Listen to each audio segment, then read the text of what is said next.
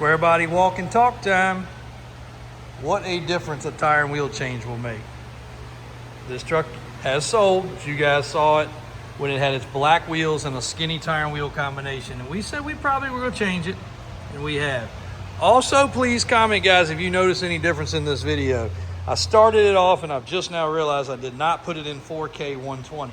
AJ harps on me to do it. He's the expert, he knows what to do, but see if you see a difference, because I'd love to know. It changes the difference in the upload time tremendously. So we're gonna run with it today. I'm not gonna do the 4K. I'm gonna try to make this video constant and complete because we are a little short-handed today and it is going to rain at some point and we need it. But Mickey Thompson, Baja Legend EXP, Mickey Thompson's. And this also I wanna show you guys, y'all saw this truck. I always tell you, if you see something you wanna change something, it's no problem. This customer's been watching. He landed on this particular truck. He said, you know what? I would love a tire and wheel change. That's all I need to do to that truck. It's already got the power steps. It's already got a few other things done. He said, I'll be happy with it. Was not a problem. Figured out a credit for the tires and wheels coming off. Priced up this combination for him, which is a mixed terrain. I did a complete video about this yesterday, but that is not a mud terrain, not an all terrain. It's kind of in the middle. But 6 inches, 35s, 12 wides, and it clears. You can see the tire turned. It clears very well. A 4-inch, it will rub. Now, some people say I did a 4-inch and didn't rub. That's the difference in different 4-inch kits. But we recommend a 6-inch for a 12 wide and a 35. Daniel can go over all those things about something you want to do. He can price you up and tell you all the differences. But beautiful 6-inch lift on this truck, 35s, 12 wides. And now, let's get into some good stuff today. Got a cool bunch of stuff arriving. Hopefully get some of it on camera. Also gonna go into the crazy storm chasing production studio van. And we got a Bumblebee Camaro, just like on Transformers. Hang tight. All right, before we go across the road, one last time about this Galaxy. I'm probably gonna send this to one of the auctions. And I hate, you guys know I hate to do that, but we just don't have the following for this type of car. And we knew that going in. This was a great customer of mine. He asked, would we do a trade? I said, sure I would. And I did, and it's still sitting here. It's a convertible. The power windows don't work right. I don't think the power top works, but you can manually do it. We have not spent any time or effort on it because we don't have the time, but somebody out there probably would love to have a Galaxy 500. It's a decent car. It had been sitting. The customer I got it from told me, hey, it's been sitting. It's gonna need some love. You gotta put some effort in it. We've had no time for love nor for effort. But it is a straight car, and I will even do some trading. I'd rather trade this than send it to one of the freaking auctions. I really would. So if somebody out there's got a brother, a cousin, an uncle that loves these things, tell them now's the time. It's even got the air conditioning thing under the dash. I don't think I've ever noticed that. Selecta Air. There's a little bonnet for when the top's down. And maybe it's just the top. No, it's the power windows. It does have a power window issue. Haven't looked into it.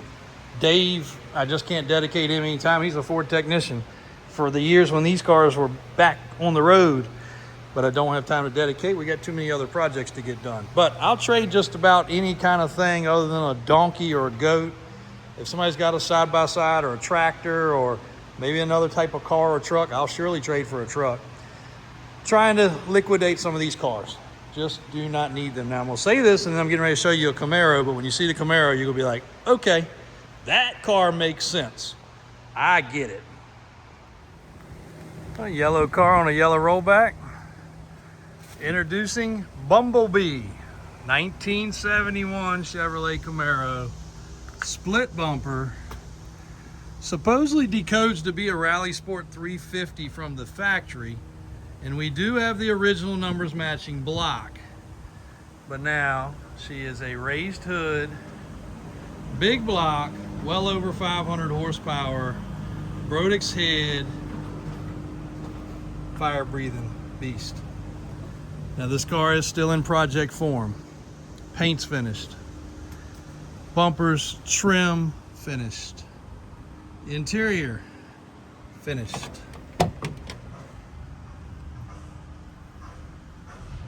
Air conditioned car, automatic car. Currently no transmission, but there's the drive shaft. And the motor has not been plumbed, wired, fueled, or fired, but it is a fresh motor. So I don't know how much further we're gonna go with this. Just had Junior over here going over it because he is one of the project analysts, let's call it that. You see her sitting in there, looking good, all taped up so nothing can get in. Bottom of the hood's finished nicely. We even have the factory flat hood that will go with the car.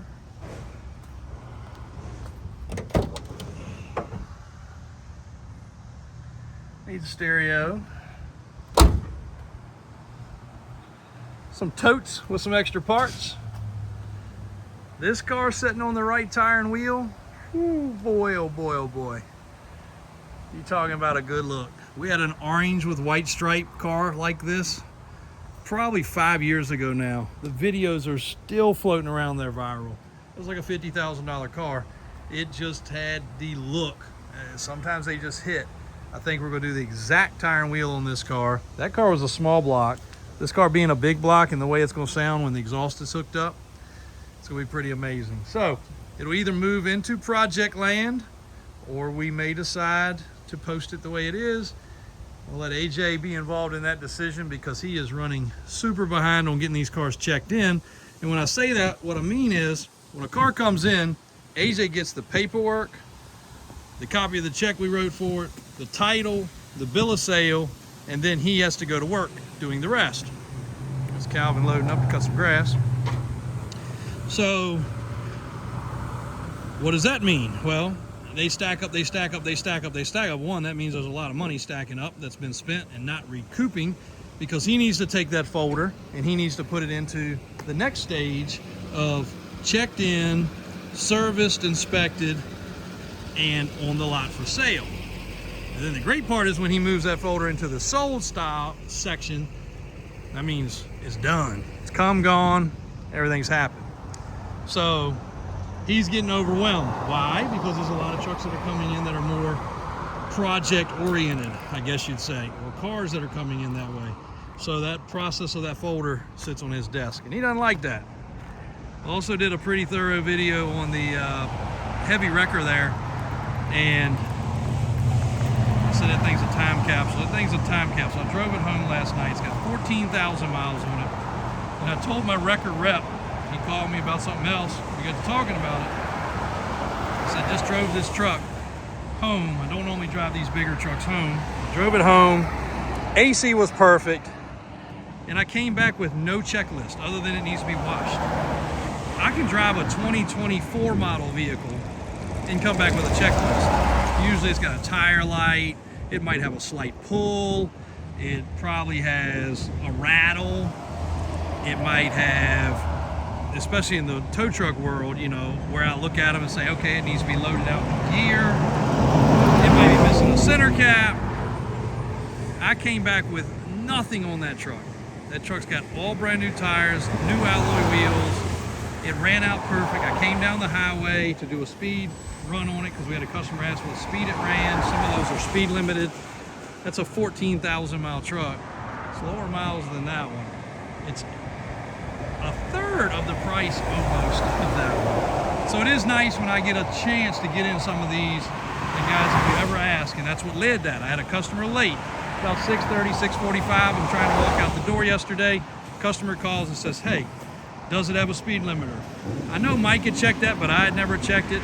He asked a couple other technical questions, asked about the AC.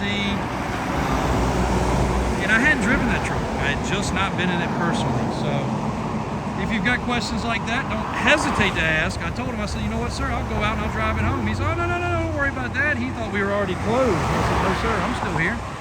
And I'm answering the phone. He thought maybe I was picking up on my mobile. I said, I'll be more than happy to go out and drive it home, which I did. So if you guys ever have questions on any of the vehicles, I'll be glad to do that. The Black Widow truck has arrived and it's officially on the website.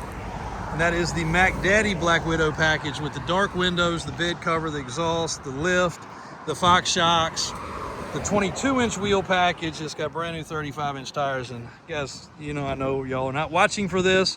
We've got a customer actually trying to trade a Dodge in very similar to this. And we don't do as much with late model trucks any longer. But this is a 40,000 mile local truck. Perfect condition, I'd say. FX4 package. Panoramic sunroof. And it's got the two-tone diamond leather and suede interior. And of course, AJ did his job. He locked the doors. It is on the website. The interior is freaking awesome. I'm hoping me and him have a chance to do a driving video. We got interrupted the other day because of the accident out front. If you didn't see that video, I think it posted on Saturday. Hopefully today we'll do a driving video on Monty Truckload. Work vans he's checking in, and another Suburban arrived.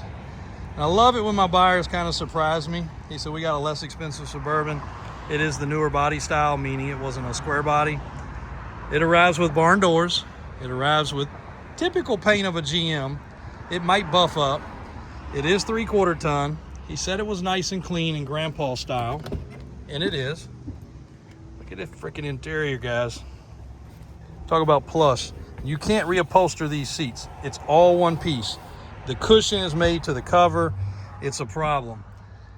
If you're redoing OBS, you already know that. Nice headliner.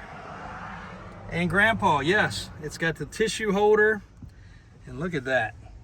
Some of y'all on here are going to enjoy that. Automatic stabilizer control system. I'm not going to tell you what it is. I'll let you guys search, Google, and check it out.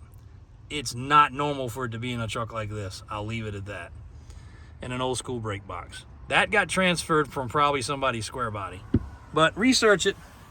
119,000 miles, and again, uncleaned, untouched. Just arrived. Got here this morning. Here's the part.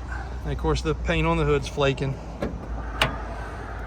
He said, look, we'll have a Suburban we can sell for 10 grand. I'm like, cool. If it's not rusty, I'm in. Happy. He said the paint's got its issues, of course. Big block. 7.4, 454 Vortec. Big block. And it is solid. She's original paint, the best I can tell. Bottoms of the doors are awesome. Again, flaky paint, faded paint, good tires, and barn doors. Oh, original floor mats are in the back. They're dirty. Oh yeah. Spare tire still in the back. Cool stuff. Well, we got rain. Not at the most opportune time because Alvin's getting ready to start cleaning this van and buffing it up, and it doesn't fit in the building. Oh boy, but we need the rain. Boy, do we need the rain. All right, the rain has let up today. I did realize, and you guys please comment, please give me your feedback. We did not film this in 4K today. I don't know what difference it makes, but AJ always preaches the 4K 120. Let me know what you think, if it's any difference. We were able to, sometimes you just got to work around your adversities. Alvin was able to get the back of this van in and buff it. You still got to buff this little scuff right here. And we're getting ready to jump up inside and figure this thing out. It is, to say the least, it is wild. This seat's on a swivel. It's pretty darn comfy.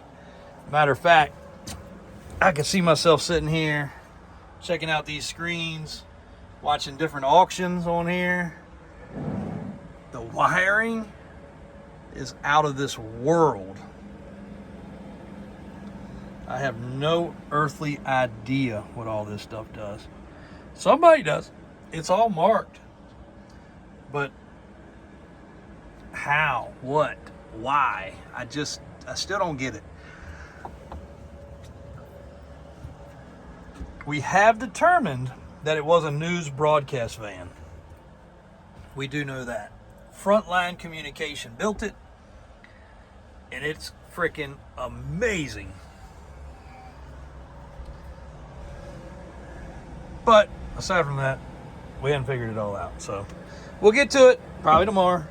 I want to show you guys one more time. It is cleaning up amazingly well. And now Elvin can get it out now that the rain has subsided. See you guys tomorrow.